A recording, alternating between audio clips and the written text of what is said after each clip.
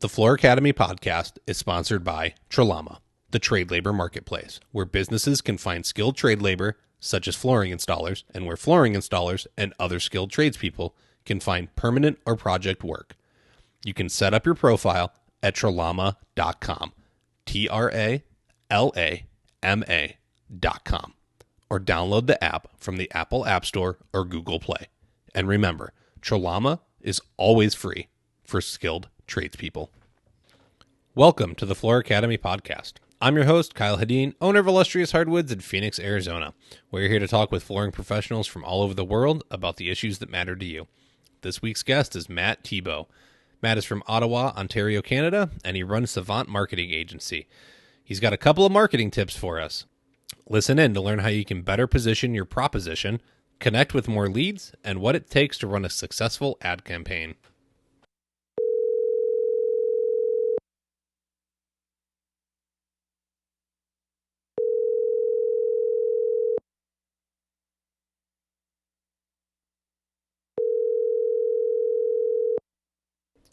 Matt Thibeau, are you on the line? Yes, sir. Awesome. Welcome to the Floor Academy podcast. Thank you so much for joining us. Yeah, happy to be here. Thanks for having me. Oh, well, it's hard to turn down a guest request, honestly. Let's see, I think you're only number 2 or 3. There has not been a lot, even though the offer stands at the end of every episode. So I appreciate you reaching out and wanting to talk with us. You are the 3rd international guest, so you're up in Canada, and you run Savant Marketing, and you said, hey, I want to work with you and get your listeners some marketing advice, and I would be a fool to turn that down. So that's one of the reasons why this podcast was even started, is I went looking for this kind of info, and I couldn't find a lot of flooring specific related info. And I said, well, I know how audio equipment works. So I'll start talking to people. And we're almost, I think this is episode 51. So we're almost a year into it. And there's some good info out there now that guys can, or gals can come and find. But why don't we have you introduce yourself and let us know who you are, what you do, how you kind of got into it, and how you fell into the flooring aspect of it. Yeah, absolutely. Yeah. So my name is Matt Thibeau. Like you introduced me, I'm the CEO of a company called Savant Marketing Agency, and we specialize with working with residential contractors. And I'm the creator of a 7-step marketing method. I coined it, and I'll get into a little bit about that later into what we'll be talking about. But kind of the way that I got into, everything that I'm doing is when I finished up university here, I don't know if down there you guys call it college, but here in Canada we call it university. And, I finished up university there, and when I graduated, I got a job doing marketing for a logistics company, like moving around packages and stuff inside a warehouse. Okay. And I did that for about 6 months. And during that time, I started getting really interested in doing what's called direct response marketing. So basically where it is like you're asking someone to take an action on the spot. It's not like a Coca-Cola ad where you just show someone drinking the Coca-Cola and there's no real call to action there. It's you're asking someone to do something. So I started doing a lot of that for this logistics company that I was working for. And I was actually kind of like the only person in the marketing department. They didn't have a huge marketing department. So a lot of the pressure was on me, and I was straight out the gates, and I had to, learn really, really quick. And so my dad actually, he had a friend who was, he's a pretty experienced guy. I think he was about 60 at the time, and he did marketing for his whole life. So I spoke to him, and I learned a lot from him, and he really guided me in understanding this stuff. And he told me, he said, the construction industry is a great industry to do marketing in, because there's not a lot of marketers who really understand it, and a lot of the construction people don't really know how to market their business properly. Mm-hmm. So he gave me a lot of really good guidance there. And then after about 6 to 8 months, I think it was, working at this logistics company, I decided to start my own agency.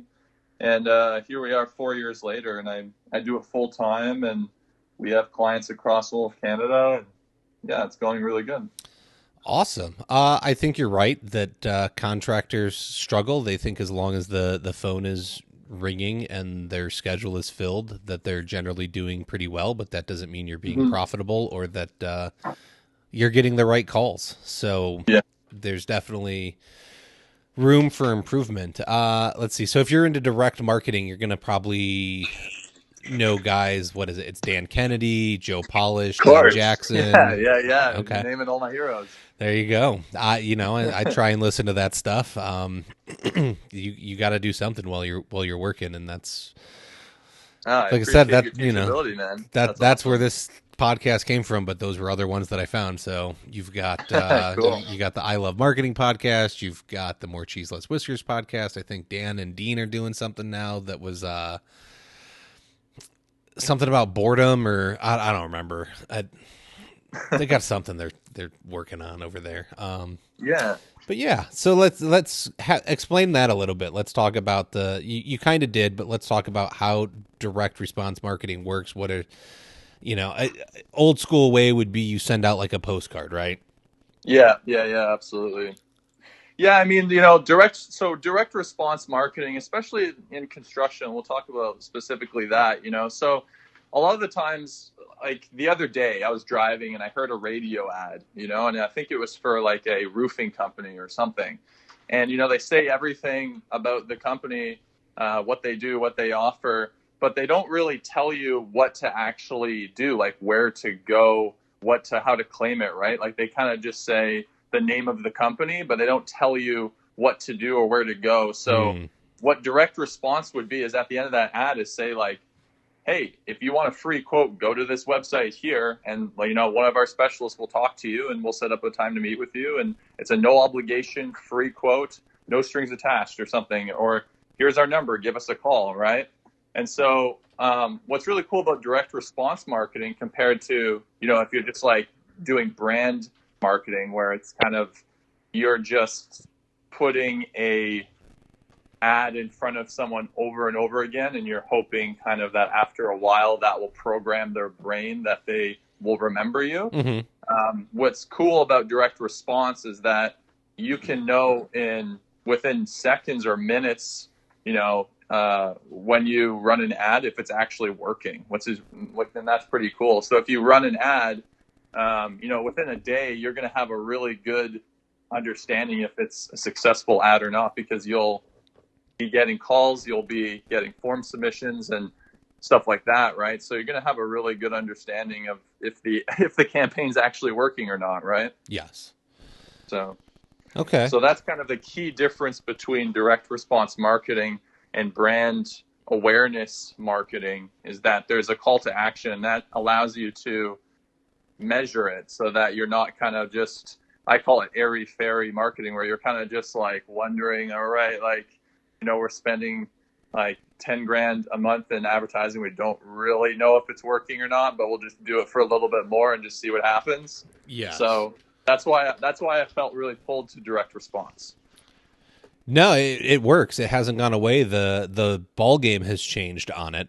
Obviously, you're not necessarily Yeah. sending out postcards anymore. You can. Yeah. There's ways to do that, but even on the internet, you can get direct response to work really well. Yeah, and what's interesting too about all this stuff that we're doing direct response, whether it's postcards, whether it's Facebook ads, Google ads, whether it's radio ads, TV ads, those are all just the medium, right? And those are all just different kind of channels you can use, but all the principles are the same. So once you kind of understand how to market your business effectively using direct response, then you can kind of plug yourself into any medium, and as long as there's a good audience that's targeted, you're getting in front of the right people, then it doesn't really matter what medium you're using, if that Hmm. makes sense.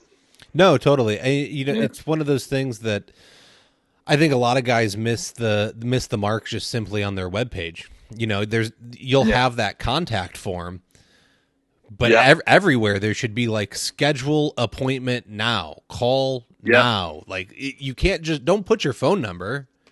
Yeah. You got it, Tell Kyle. them what to do with it. Yeah, exactly. You got it. So, all right. Let's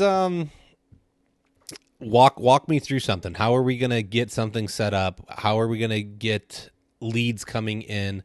What are the like little steps that we want to work towards if we were going to build our little campaign? Absolutely, yeah. So, I mentioned a little bit earlier in this interview. So I mentioned the 7-step marketing method. So that was a method that I coined, working with several businesses early on when I first started my agency, and I realized that there's kind of a process to go through to create a really strong direct response marketing campaign. And so I'll walk you through a couple of the steps, and I think it's really going to help out your listeners a lot. So step number one, most contractors, when they're trying to market their business and run a promotion, they'll do something like, okay, let's run 15% off or 20% off this month, for all new clients. Or, another one you see a lot is like everyone who, gets a quote this month will put all of the quotes into like a pool. We'll pool them together and then we'll do some kind of raffle giveaway or something like that.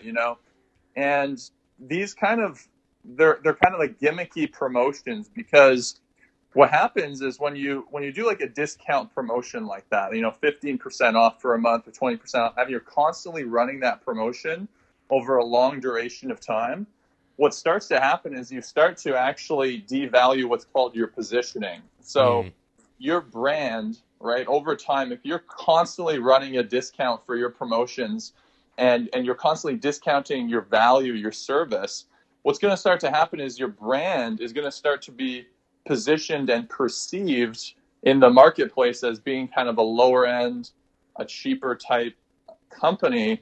And what's going to happen is you're actually going to start attracting customers who are what I call price shoppers.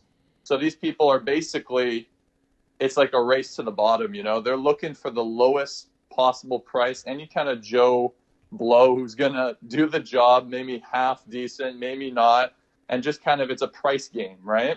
Yes. And so what a lot of contractors make the mistake in is that in their language all the time when they're maybe talking to a prospect or in their marketing, is they put too much emphasis on price. They'll say, we're doing a discount. Oh, we'll give you a good price. We'll do all this stuff.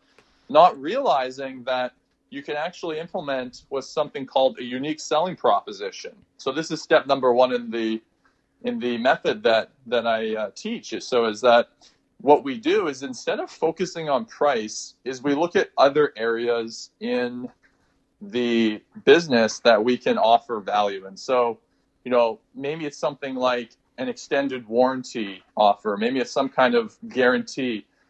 Maybe you offer some kind of unusual maybe you have like some kind of unusual credential that makes you different than everyone else. So what I do is I look at different things in the business that we can focus on that appeal to maybe a more, a more sophisticated buyer, someone who's not just looking to buy based off of price, right? Yes. And, I'll give you actually a really good example of how we implemented something like this for one of our clients. He was doing interlock, actually. And so this interlock client, he came to us early on and he said, I would like help with my business. And we walked him through this whole positioning strategy. And he said, well, maybe like what we could do is, and he suggested the thing about doing a raffle giveaway. And he's like, maybe we could do a raffle giveaway or something like that. I'm like, no, what we're going to do is we need to look in your business of something that's kind of based around warranty. So I started asking him questions about the supply of his stones. And he told me, he said, yeah, I'm working with this company and they actually offer lifetime warranty on all their stones straight from the factory. So if anything ever happens to the stone, then we can just come in and we'll replace it. You have to pay for the labor to replace it, but the stone itself will be free, and we'll replace it. And I said, my gosh, that's the offer right there, is lifetime warranty on all stones. He said, yeah, but that's not really an offer or anything unique, because every other landscaper who's doing that has the same exact supplier and doing the same exact thing. And I said, yeah, but let's go and look at all their websites and see what they're saying. And you go on the website and none of them are mentioning it. Yep. So, right, it's all about how you position yourself in the marketplace. And that campaign went on last year to make him $250,000, Ooh. and this year it's going on to make just a little bit over that. So it's really it's amazing, right? If you implement this properly. So that's a really good example. Now, how many of the other contractors in the area have come to you that do landscaping and said, I want to offer this same promotion? Or have you gone back and checked the websites you checked before to see if they've caught on and have started mentioning that? It's funny you mentioned that, actually, because from where I am, Ottawa has a population of about 1 million people. So there's, he was actually a client in Ottawa, and a lot of my clients, they all get exclusivity in each city. Otherwise, I would just be competing against myself. Mm-hmm. But what's funny about it is, I think it was about like 4 months into that campaign, we did get a copycat. We got someone who started trying to do a copycat layout of what we were doing, but I think it was like after a month, they didn't last very long. Like, we didn't see their ads anymore. So I'm not sure what happened there. But yeah, we did get a copycat from doing that campaign, which was pretty funny. Well, and you should, if it's working. Like, why don't, if it's not broke, don't fix it. So, yeah, absolutely. And one of the things that I can say is anyone listening to this show should not be selling on price anymore. That was something that got thrown out the window when this thing started. Anyone that's starting to listen is really trying to find how to add better value and not compete on price. And they're trying to compete at the top of the market in their community, I would hope. So I think those are all really good points, is that you can offer silly values and say, I'll give you 10% off, or you start competing on price, and all of a sudden you're down to 99 cents a square foot to install some flooring. Exactly. And you're not making any money. And like you said, then you're getting all these price shoppers and tire kickers, and they're trying to wheel and deal you down to 89 cents a square foot. And there's always someone who will do it cheaper. Yeah, that's not where anybody listening to the show, that's not where we want you. We want to get you to the top. And then you said that one of the things you could do is try and, maybe you have a credential.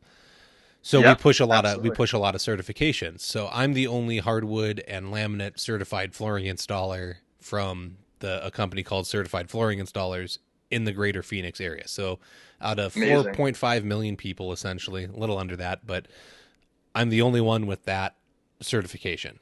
So you're darn sure that I put that on every Facebook post I put out there, that I am the only one in the greater Phoenix area. The next closest guy is 75 miles north of here. That's a perfect example of it. Yeah. So that's amazing that you're doing that. All right. So we've got a unique offer. We've come up with whether we can, a lot of these guys, they can, if they're tile installers, they can go and get certified from one of the tile companies to have better warranties on their shower systems. If they're doing carpet or something, they could get a certification. We've got something that we can use to set ourselves apart. We've got that unique offer. It's not price based. We're distinguishing ourselves from our competition. What are we doing with it next? So next, what you need to do is you need to build what's called a landing page. So, a lot of, contractors, they'll just kind of, if they do have a website, maybe they made it themselves, maybe they hired someone, but if they're ever going to do any online advertising, they'll run it to their website directly, the ad straight to their website. And that's actually a pretty big mistake to make. And I'll tell you why. So, when people are online and they're looking at ads and they're looking at different offers and they're doing different things, the online space is extremely distracting. Sometimes so they'll go to your website and they'll look around, they'll look at the about page, and then they'll see that you have a badge there for your certification. So they'll click on the badge and it links them to something like BBB or whatever. And then they go on BBB and then they're searching through BBB, and then they'll find another flooring person or something and do a little bit of research there. And all of a sudden what happened is that you just spent X amount of dollars to bring someone to your website, but through their research and through getting distracted, they actually left your website and they may have even forgotten about you. Maybe even they would click on your social media profile and they would go to Facebook, and then their grandma or something messages them, and then they start talking to them, and then they get distracted and then they're gone, right?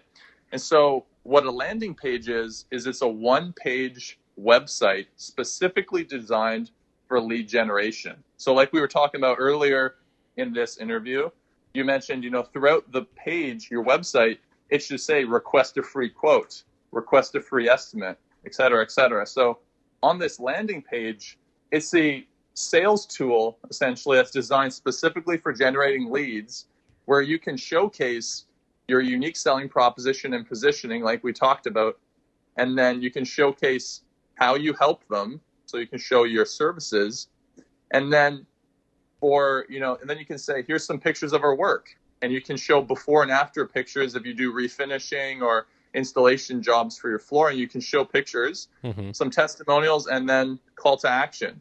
So this landing page is extremely simple, but the landing page helps so much in terms of results because it eliminates distraction and it emphasizes focus so that someone only really has two options, which is to exit out or to request a free quote. Now, what I find a lot of people make a mistake on landing pages, and I'll kind of give you an extra tip here that I think will help out a lot of listeners, is that they only make like one way to reach out to you. So they'll put their number or something, but they don't include a contact form. Or maybe they have a contact form and a number, but they don't include a chat box so that someone can like talk and texty a little bit and kind of be coaxed into getting a quote. So with what we do is we include 3 different ways that someone can reach out. So we have the number on there so that they can pick up the phone and call. An extroverted person, someone who's a little bit more forward would probably do that. Okay. Whereas someone who maybe is a little bit more introverted would submit on the form or would, text through the chat box there. So what I like to do is engineer the landing page to cater to different personality types, so you're casting a wider net of people to reach out to you, if that makes sense. No, yes, that is definitely some stuff I have heard to make sure you're not hitting just one market. So now you're trying to get everyone involved because you're giving us multiple options, but you still, in order to get the info, like there's an action to take to get you involved. And if you're involved, now we're engaged, we're building a relationship and a rapport. So, my chances of landing that project are higher than somebody that just has, look, this is what I do, here's my phone number, and nothing, like there's no call to action. Yeah, exactly. Yeah, exactly. And what's great about the landing page is, like I said, is there's only one thing they can do on there. So it's to reach out to you, right? They can't like go and click and click on something else and kind of and get lost, so to speak. So that's why the landing page is so important. And there's a lot of different tools. If you just Google landing page, there's a lot of different tools you can use to make one. You can even make it in WordPress without getting too techy here, because I don't want to do that. But a landing page is extremely important when it comes to direct response and just getting leads online anyway. So that's the next critical step. Okay, so 2 questions. Sure. Is the landing page linked to my main domain, or are you buying a separate domain for it? And then you said have like the chat program, and I know you can have like bots that like respond, and then it says yeah, don't do anything, but convince me why I'm going to trust this AI to respond to my client or potential client when they start typing in the box. Yeah, absolutely. So what was the first question? So is the landing page linked to? I know they're both they're so opposite. So, is the landing page linked to your main domain? Is it like a back page and it just keeps track of how many people come to it, or are we buying a separate domain for that landing page? Yes. So what I recommend you do is you just set up like a subdomain. So it would be something like promo dot and then your URL or your website there. So it would be an extension of your existing website URL. Just because if you use another URL for like a specific URL that's different, as long as it's pretty close to your brand, I think it would be fine.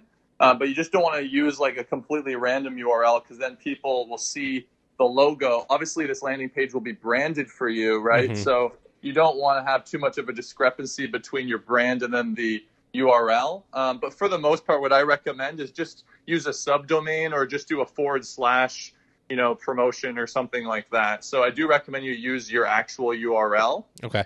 And then the second thing you asked there is like, with the bots, like how does that go about? Like, do people actually trust it?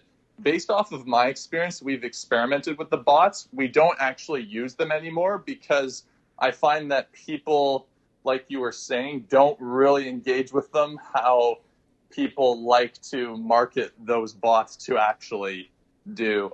So what we use is actually Facebook will actually have like a free Facebook Messenger chat box you can install right on the landing page of your website. And I recommend you either hire like an admin or someone to just kind of answer it, or if you can answer it, just answer some of the questions people have.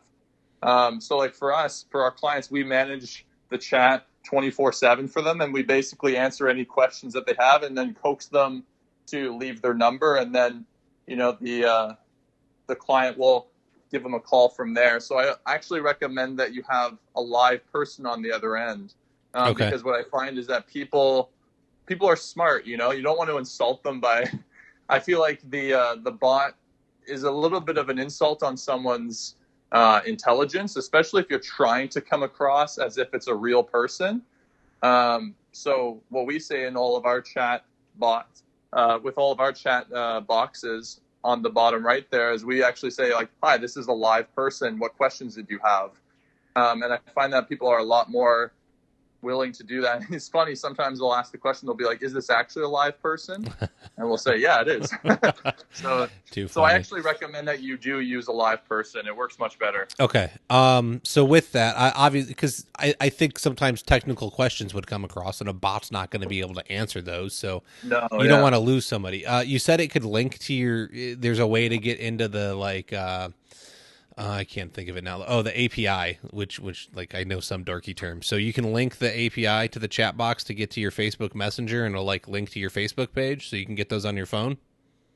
Yeah, exactly. So if you go on Facebook and you go to your page and you click, I think it's like Messenger settings or something, there's a little button there and it says add Messenger to your website. And there's just a little code, and you copy that code and put it on your website, and there you go. And it connects directly to your Facebook Messenger. So it's free, really easy to use, and it's the best thing that I would recommend because people are familiar with Facebook Messenger. They use it for the most part every day. Most people do.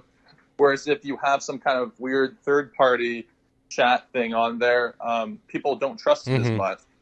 So if you didn't get any value out of this conversation Matt and I are having yet, there it is. Talk to your web person, get the Facebook Messenger linked up on your web page, and make that happen. I do I get most of my work through Facebook. So for me, I didn't know you could do that. And I'm making the call. Like would be insane not to. So man. Okay. I like it. I'm stoked now. Cool, man. I just wanted to interject for a minute to let you know that Preferred Flooring is now the exclusive distributor for Stubby flooring tools in the USA. The Stubby Mini Cove and Lino Cove are a must-have in the toolbox if you're a resilient installer. Cove floor covering should be supported by a solid backing, and traditional rollers don't allow you to roll the entire radius of the cove. Stubby rollers feature a dual radius profiled head to ensure full lateral pressure contact during the cove forming. It helps to eliminate the notorious cracks at the cove due to insufficient seating of material to the cove stick. Visit www.preferredflooringmi.com to use coupon code LEARN to get 10% off the Stubby rollers and join Preferred Flooring in setting the standard one installation at a time. If you want more information, email info@preferredflooringmi.com. All right, so we've got we've got our squeeze page set up. We're forcing them to do something. They can leave or they can get more info. Yep. They've seen our unique proposition, what sets us apart from everyone else in our area. Yep. So now if they fill out the contact form, I'm assuming that goes into like some kind of a Survey Monkey for CRM, or what do we is there some kind of tracking going on in the background?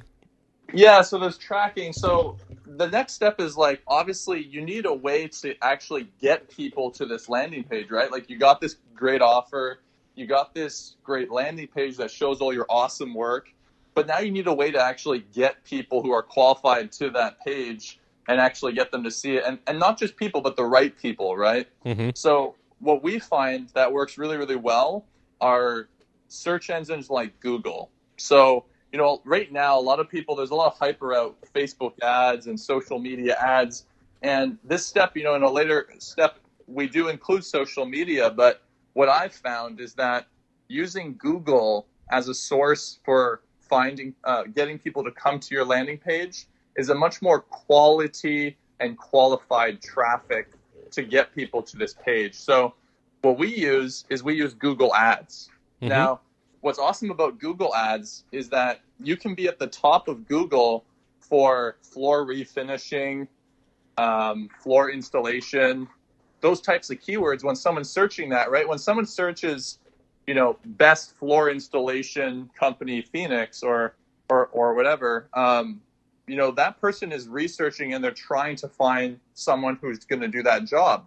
Whereas if you're on social media and you're just scrolling and you come across an ad that's for floor installation, well, it's not always really that quality and qualified of traffic because it's kind of just targeting you based off of maybe you Googled like how to fix like my floor DIY or whatever, right? Like just a generic kind of interest in flooring or anything, right?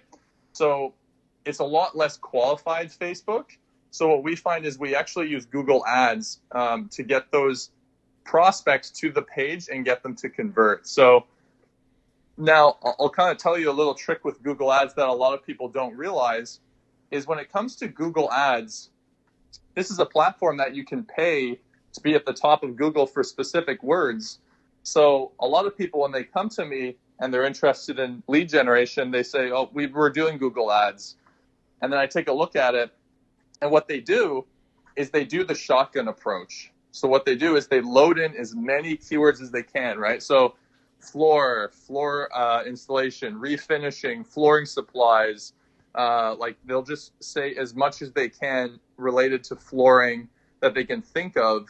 And this is actually the wrong way to go about it because what happens is that Google sees that and they see your ad and they're like, wow, that's really generic. Google always wants to give the person who's searching for what you do, they want to give them the best experience and the most relevant answer. So when you go super broad like that, it actually doesn't work at all. So what I recommend is you go super specific. So if you only do floor installations and floor refinishing, focus in on those keywords and then implement what's called a negative word list. Now, a lot of people don't know what this is either. So a negative word list, and this is a really cool little hack, is that every time someone types in something like cheapest floor refinishing Ottawa, Yeah. that type of person is looking for, the cheapest type of flooring contractor. Well, with a lot of my clients, and I think the same with you, Kyle, like from our discussion, you charge more. Well, a lot of my clients charge more too, so they don't want that person or someone who types in something like DIY flooring job, Mm-hmm. or some kind of supplying thing. So what we do is we put words like cheap, DIY, affordable. I don't know if you guys have Kijiji, but it's a thing here in Canada. It's like a Craigslist, basically, Okay. So they put in Craigslist, Kijiji, all these kind of things where it kind of disqualifies that lead. So then if someone types in something like cheap flooring contractor, your ad won't even show. So this is how we're able to preserve the budget and then also bring more quality traffic to the page. So that's a trick that not a lot of people understand, and it's actually very simple to implement, but it's really overlooked. Yeah, no, that sounds super easy. I just saw something on creating negative keywords to stop you from showing up in results. So, um, what are ads running? Like on average, if you have a flooring person that you're working with, like what are you seeing the average like ad word kind of go for? You're talking about like for the cost of it? Yeah.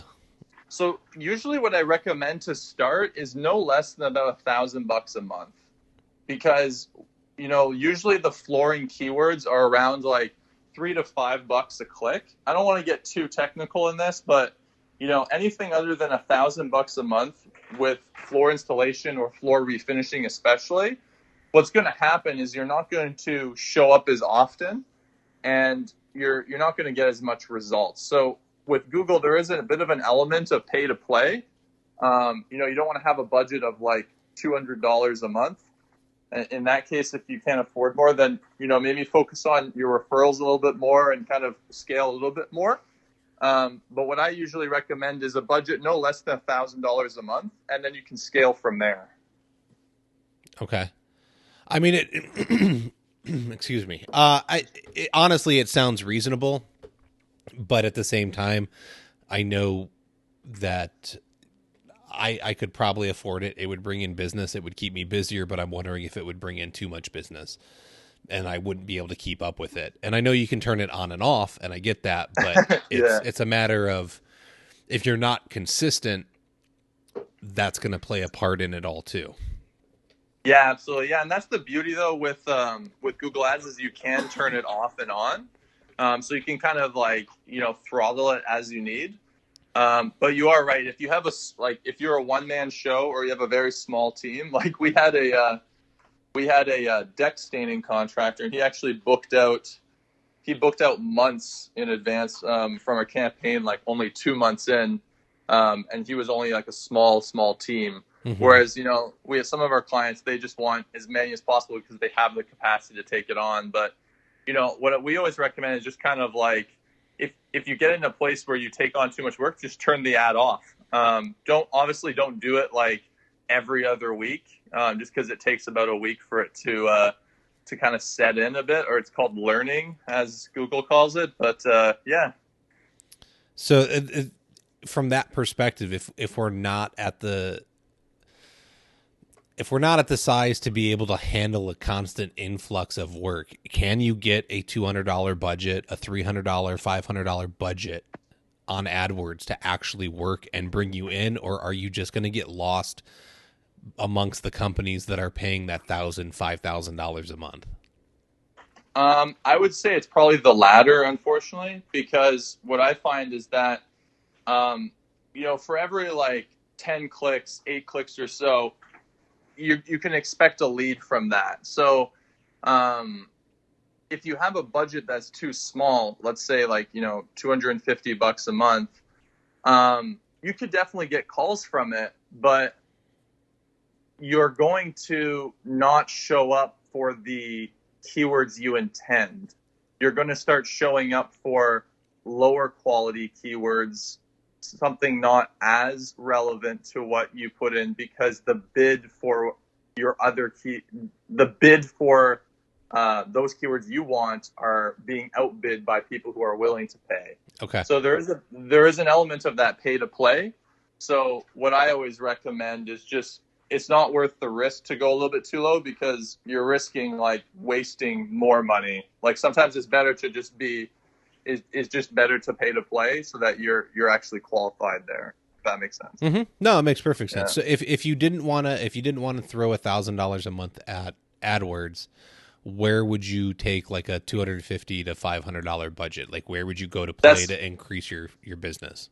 That's where I would say social media would come into play. So then that's where you can have like a $500 per month budget on Facebook. You can definitely advertise for cheaper. The leads just won't be as qualified if you're running them to people who don't know you, right? But what you could do, which would be a kind of an interesting strategy, is you could use Google Ads to run it to your landing page and then retarget everybody on social media. So that could be a way that you could run a lower budget, but it just is a little bit more complicated, especially for people just getting started. Mm-hmm. But yeah, social media generally, could be a little bit cheaper. But what I would always recommend is kind of what I said initially, is just turn it off and on as needed. Because then your systems are optimized and you're making sure that you're actually getting in front of the right people. You're getting what you're paying for, basically. Yes. Okay.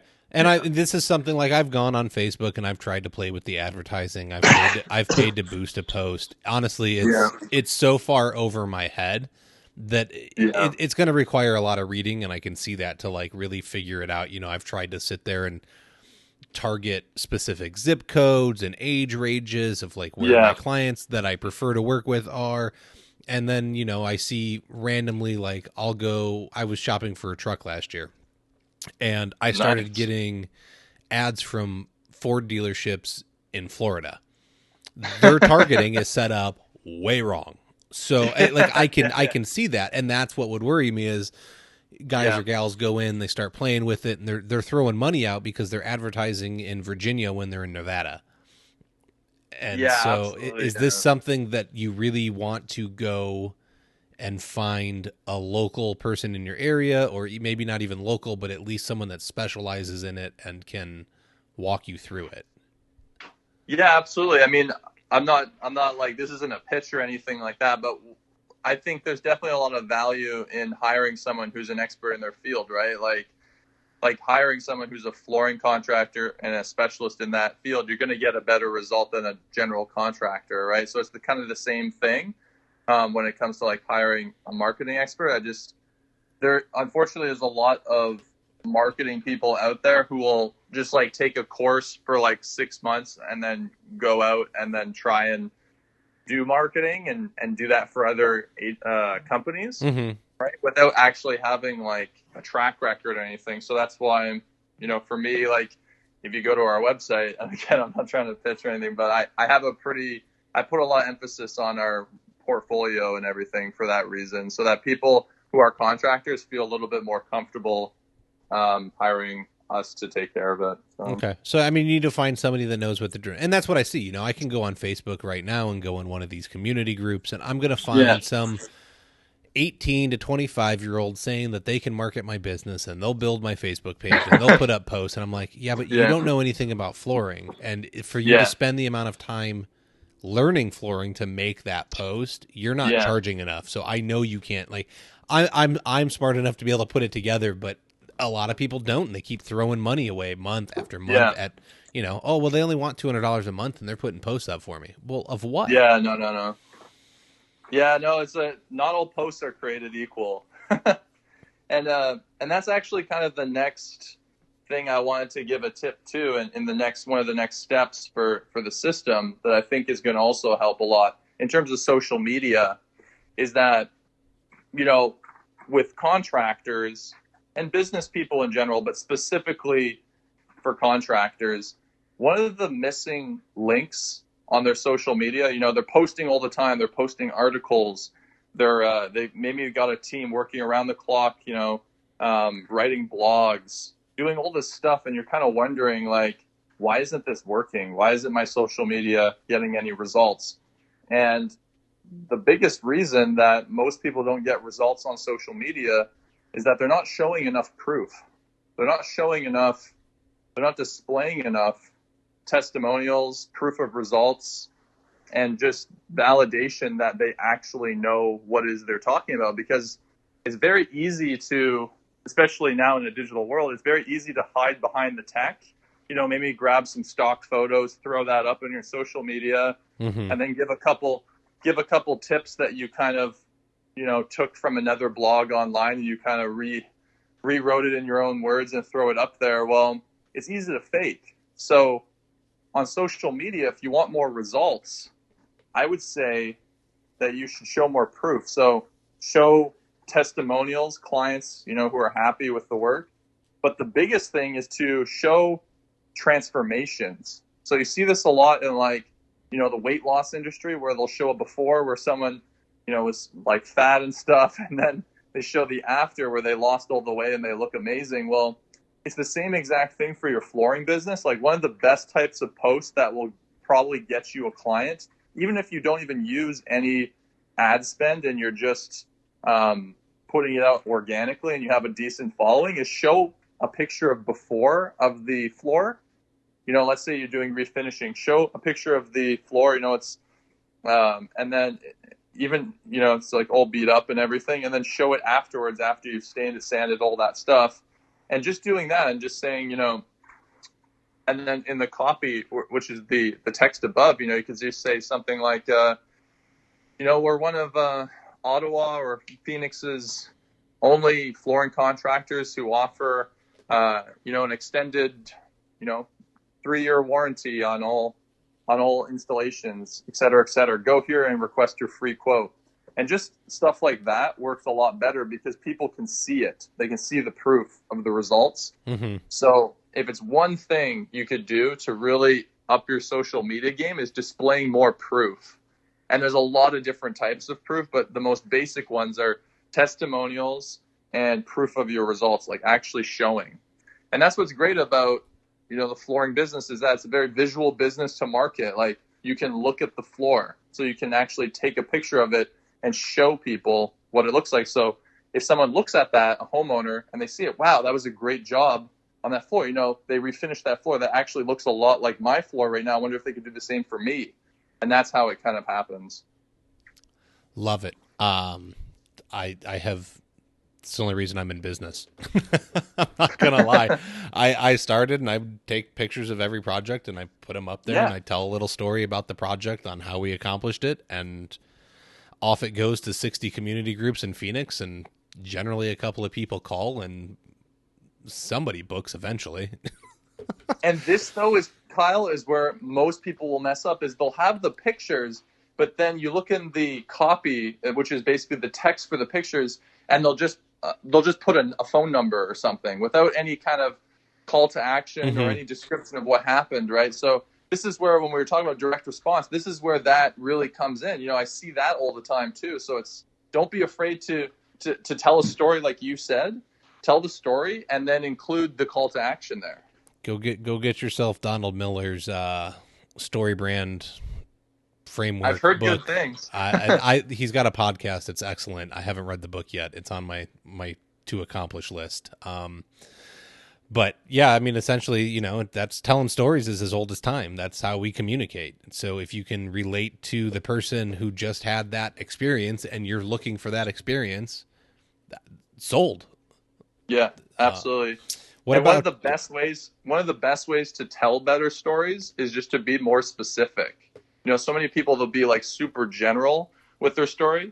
They'll say, I was here at some time, like I was just here at some time or whatever, and we were working with this people. But what I find what works really well and makes a story more captivating is to say, on this day we showed up in this area of the city and we, this is what their floors looked like, and we completed this type of process on it, and we did this type of job. So the more specific and clear too you can be with the before and the situation and the result from it, the better too. Exactly. Yeah. Love it. What about video testimonials? I'm hearing those are like, you got to start getting those so that you're not putting up somebody's words that you could have just, Brenda Smith used me and she said this, like you could type that up yourself. So how do you feel about getting those out there?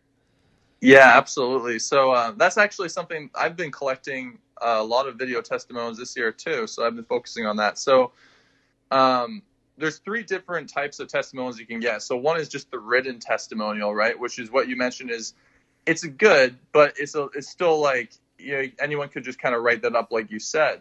So then the next step though is to have at least a picture of the person's face, because when someone can see a picture of their face, they're like, okay, that looks like a real person, and here's the writing under which is their testimonial. But the more senses that you can engage, so hearing, sight, then it's going to become more and more believable. The more realistic, the more it comes into their reality. So you're right, video is the most persuasive form of a testimony you can have. So if you can get a video testimonial, that's the best. And, people ask me all the time, well, what's the best way to get, those kind of raving testimonials, those rave reviews or video testimonial or whatever. And the best way to do it is to ask your client for a testimonial in the moment of when they're excited about the result. What happens is a lot of contractors, what they'll do, they complete a job, and then what they'll do is they'll send off kind of like sheepishly send off an email weeks after and say, hey, would you mind leaving us a review on Google or something like that. Mm-hmm. And then they wonder why they don't get reviews or testimonials. So what I recommend if you want more reviews and testimonials is right on the spot when you show them, this is the work we've done, this is it, it's done, and it's kind of the job is complete, and they're excited, they're in a peak state of excitement about it. That's when you can say, hey, look, our business, we grow based off of referrals and word of mouth and all that kind of stuff. It'd be awesome if you could just say a couple words. And like I was saying, is transformations are the best. So just tell them, hey, tell me a little bit what it was like before you got your floors done.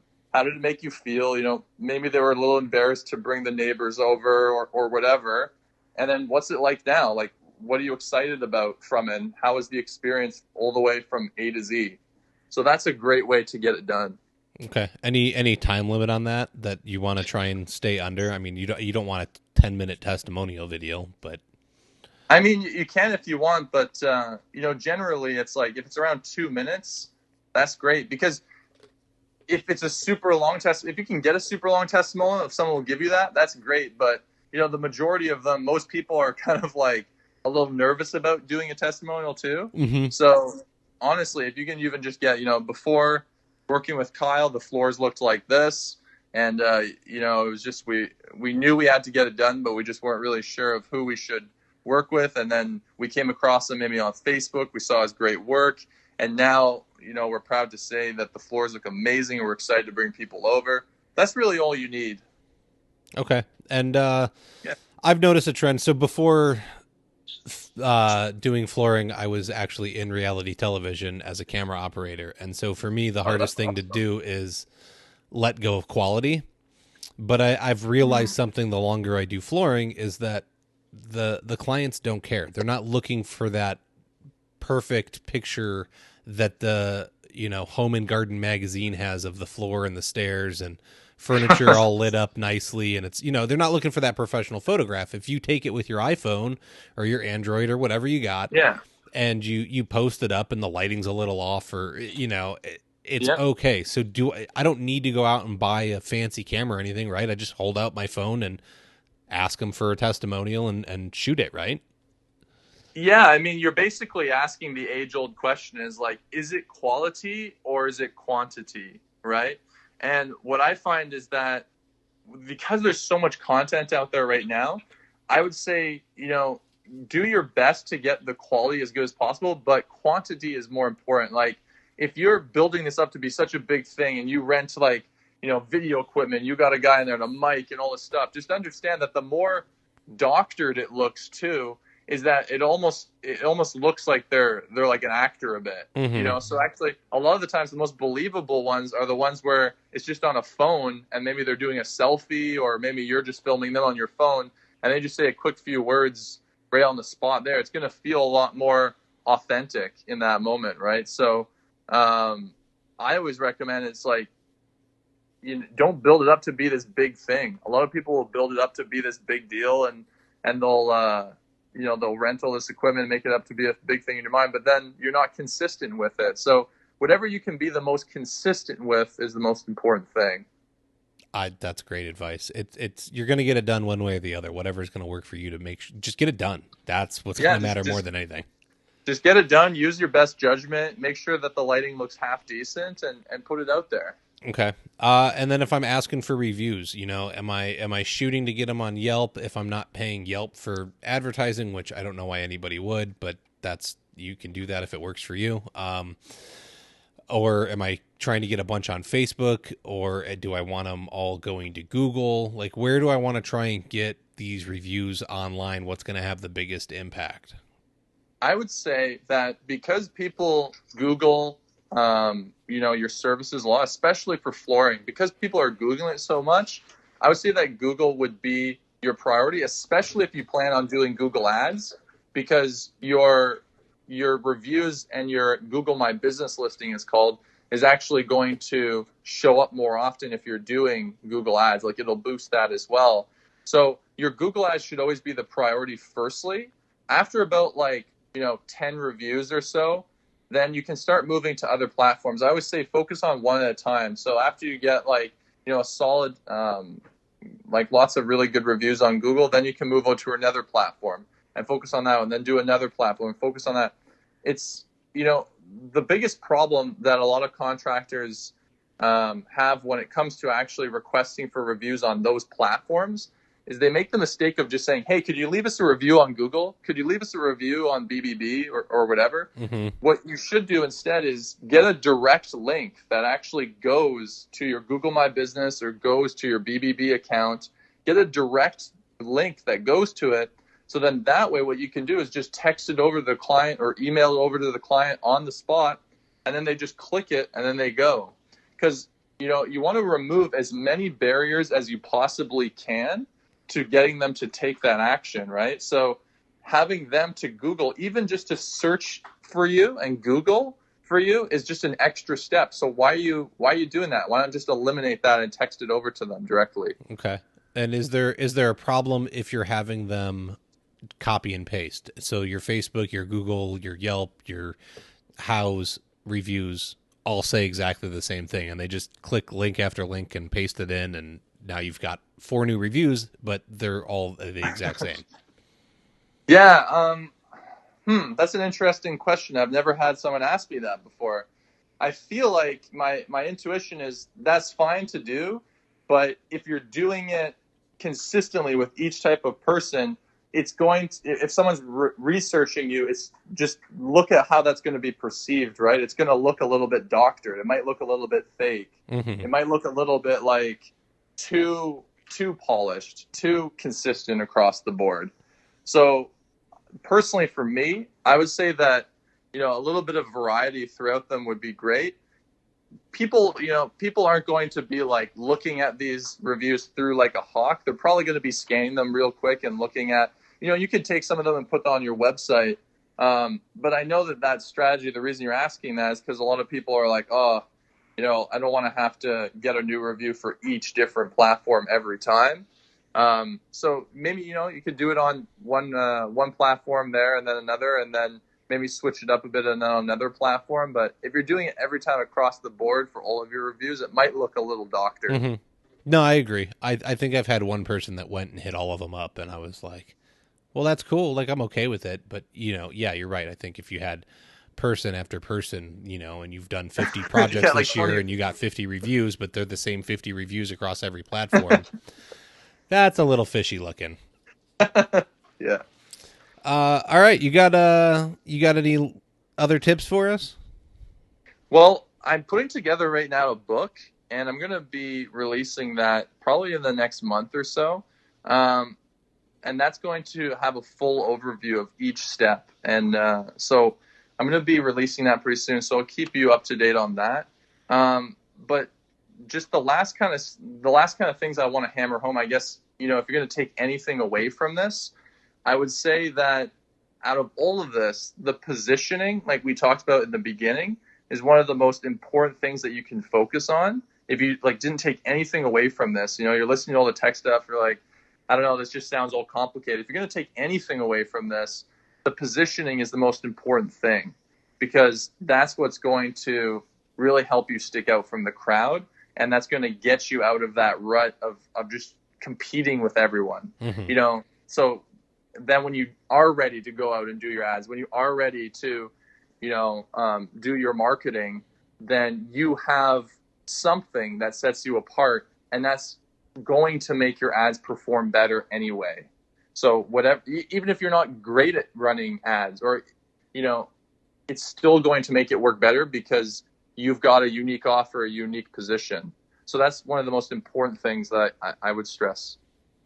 I love it. Everyone's going to have carpet or luxury vinyl or hardwood or whatever it is that you're into, but what do you have that separates you from everybody else? How can you Absolutely differentiate your service? I got one more, and I think we got sorry, I thought about it. No, yeah. Books, like, you get them to that page. Is it worth having a landing page to get like this is how my services work, this is how I bid jobs, this is how we do jobs, and you can position yourself through a little, 10-page, 15-page ebook or something? Is that going to generate me more leads? Is it worth my time?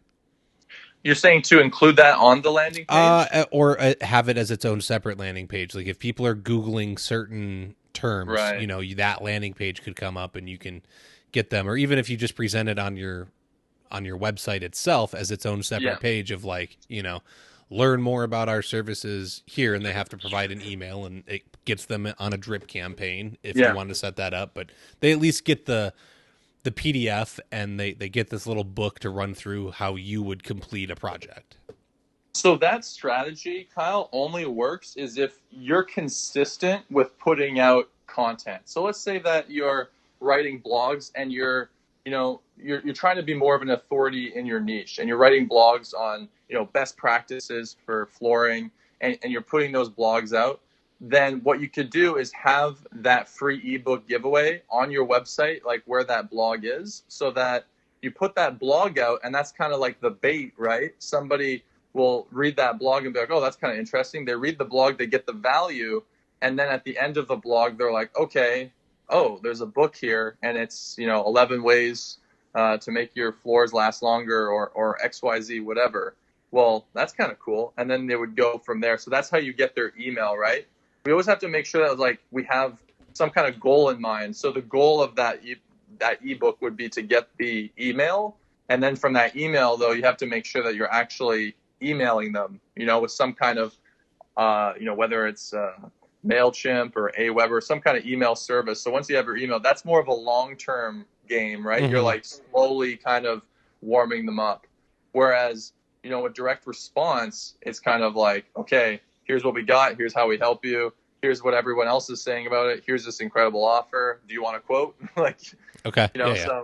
So that's more of the long-term strategy, which I recommend you do. I mean, I'm doing the same thing on my website. We're giving away a free case study. So that's kind of the strategy, but it's more of a long-term strategy. You need to make sure that you're actually emailing your clients. Like if you're super busy and you can't keep up with, the emails and actually nurturing them, then it's kind of just you're collecting emails, but you're not nurturing them, right? So if you're going to do that, then you need to be prepared for the entire strategy as a whole, if that makes sense. Yes. You can have all the information, but if you're not doing anything with it, you're wasting your time. Yeah. So yeah, the book would be kind of cool though. Is if you show up to a job, for a consultation or something, then you could give them the book. That'd be kind of cool. Mm-hmm. Leave a little something behind. I know one of the major like buying groups for like carpet stores nationally, like you can get a franchise or be part of the buying group, however it works. They've got one, and That's very cool. you can go in and grab one off the counter, or I'm pretty sure the salespeople are supposed to bring it out to the house when they go and do bids, and it walks through That's their great. whole process. So something, if nobody else is leaving anything behind, who are they going to remember? The person that gave them something. Absolutely, and people don't throw out books. Not usually. Awesome. All right. So if somebody wants to find you, where can they find you? Ask you some more questions about this if they wanted to. What's your contact info? All that fun stuff. Yeah, so they can go to savantmarketingagency.com, or you can just send me an email at matt@mattthibeau.com. And I'm also on Facebook, and I'm always posting content and all that kind of stuff. So I assume that you'll list my last name here, because it can be kind of hard for some people to pronounce. I remember. I will. Yeah, it'll be in there, but go ahead and spell it out for us, because all the Americans are only going to think of Thibeau, the football player, and they'll get it wrong. Yeah, so it's Matt, so M-A-T-T, and then my last name's Thibeau, Thibeau. Awesome. All right. Thank you so much for your insights, Matt. I appreciate it. There's a lot of really great advice in there, and if they're not going to take this and apply it, they are missing out on thousands of dollars in sales at a minimum every year. At a minimum. You said you're one client that obviously it's a larger company, but $250,000 based off of saying you get a lifetime warranty on this stone. All you have to do is pay the labor. That's crazy. So what can you do with the propositions you have from your manufacturing partners in the flooring industry to get you ahead, folks? Think of something, put it out there, make sure you're using it to your advantage. Matt, thank you again, and I hope we get a talk in the future, and I look forward to seeing your book. Thank you for having me. You're welcome. That's all the time we have for this week. To keep the conversation going, head on over to the Floor Academy Facebook group. Be sure to subscribe so you can hear each and every episode. We can be found on Apple Podcasts, Stitcher, Spotify, iHeartRadio, Google Podcasts, and most major podcast directories. Don't forget to leave a review and let us know what you think about the show. If you would like to be a guest, have questions or feedback, you can email us at flooracademypodcast@gmail.com. You can help support the show by becoming a patron over at www.patreon.com/flooracademy. Remember to learn while you earn.